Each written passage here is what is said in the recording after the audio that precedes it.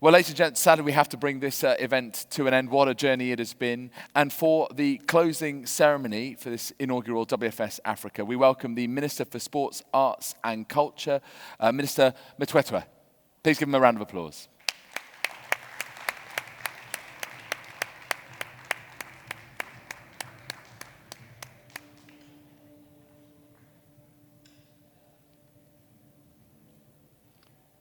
Thank you so much for joining us. Over to you.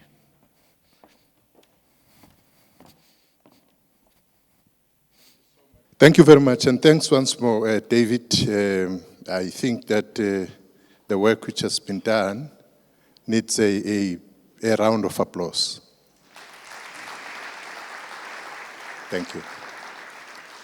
I want to thank the Premier of this province, KwaZulu-Natal, in absentia, the MEC responsible for economic development, tourism, environmental affairs, MEC Siboniso Duma, the MEC for sport, arts and culture, who's here, my colleague, Pani Mapena, with us, representatives of the World Football Summit Africa.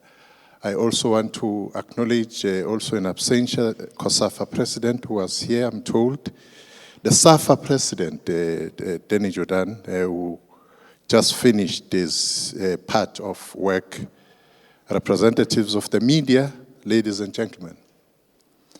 It is my singular honor and a great pleasure for me as Minister of Sport, Arts and Culture to join you as we conclude this milestone gathering of football and business leaders representing a diversity of institutions like FIFA, UEFA, La Liga, Coca-Cola and others amongst ourselves under the banner, the World Football Summit Africa. As Africa's first host of the FIFA World Cup held in 2010, South Africa feels particularly blessed for the opportunity to host yet another first on behalf of African continent. I must say, David, that this first is following us. 2023, next year, we'll be hosting the first Netball World Cup in South Africa. For the first time coming to Africa since its inception in 1963. Indeed, the assurances of Tegwini Metro Mayor, who's not with us here, who's abroad, I'm told, Mr. Mxolisi Kaunda, that they will deliver a safe and successful summit, have rung true. Congratulations to the host for earning another accolade to reaffirm your status as one of the most reliable hosts of major events. I also wish to thank the provincial government for all the support they rendered to the organizers. Through events like this province continues to reconfirm its resilience as it rebuilds following the unfortunate protests and devastating floods they encountered in the last couple of months. I'm assured that sufficient network, and this is what the MEC Pani Mapena said, so if what I'm saying is not true, blame it on her. She said to me that sufficient network opportunities were created before and during the course of the summit for constructive discussions to take place around the generation of business relationship. According to government estimates, the direct benefits to the country resulting from the hosting of 2010 FIFA World Cup included the addition of 0.4% of national economic growth, translating into 38 billion rands that year. Such is the power of football, and we have no doubt that from the business leads that will follow this summit, both the city and the province will also have good economic stories to tell. On the football front, we have no doubt that conversations touched on ways in which African football can take its rightful place in the world football. With an African Secretary General at FIFA, Ms. Fatma Samora, having African players like Sadio Mane and Mohamed Salah playing for top European clubs, a successful AFCON and WAFCON behind us, there is certainly room for optimism.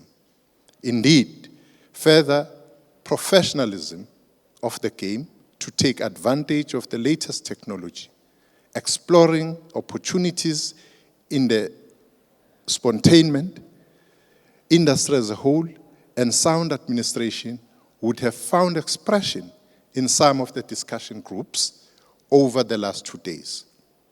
As the test for successful summits relates to the extent to which decisions taken are implemented and shared ideas followed up on. I have no doubt that the delegates will have some homework to do as they go back home. Lastly, I hope the 1,200 delegates will take the outcomes of the 56 national associations of CAF for the benefit of the professional and semi-professional clubs, way beyond this very summit of ours. I want to thank you heartily for coming here, and it's not the first time. We are going to be having you, and in that way, we are going to have Africa on the map and leading the way. Thank you very much. Thank you. Minister Mthethwa, I wonder whether you might consider staying on stage for one final moment to share it with us and with the team. Before we head to the networking area for some drinks, ladies and gentlemen, just to celebrate, I always said, and I'm sure you're the same, you have to celebrate your wins. You know, the Banyana won the Africa Cup of Nations this summer. You celebrate. Well, we do the same here as we conclude our first ever WFS Africa. The team behind the scenes, Honourable Minister, have worked so hard on this event. It's not something that you just throw together. You know, it's often that case of, you know, you're like a swan. You are serene on the surface, but paddling like crazy underneath. That's often how these events work. But, you know, the team behind the scenes have done brilliantly. Obviously, from the people here, Jan, Marianne, Cristina, Lucia, Jaime, Mark, Zaid, I don't know if I've forgotten anyone, and Kabir supporting from home as well. So can I please invite the whole WFS team and the volunteers to join us on stage for a group photo. And as they come up, please give them a big warm round of applause. Ladies and gents, the WFS team and the volunteers. Come on up, guys.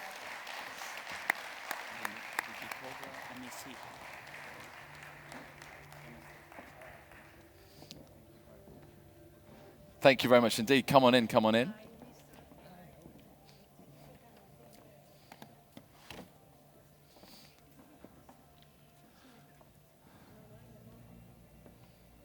Don't be shy, guys.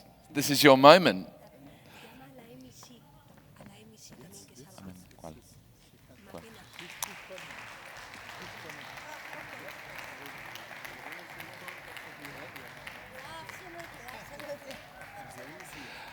MEC Amanda Mapena, who was with us in Seville, I think it's only right that she should be gracing our stage as well to welcome us here to Durban and to finish this event for us as well. Thank you very much indeed. Ladies and gentlemen, the team who've delivered WFS Africa here in Durban.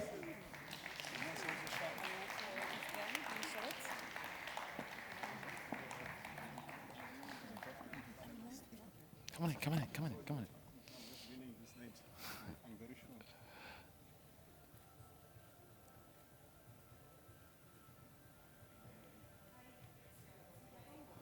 Siyabonga.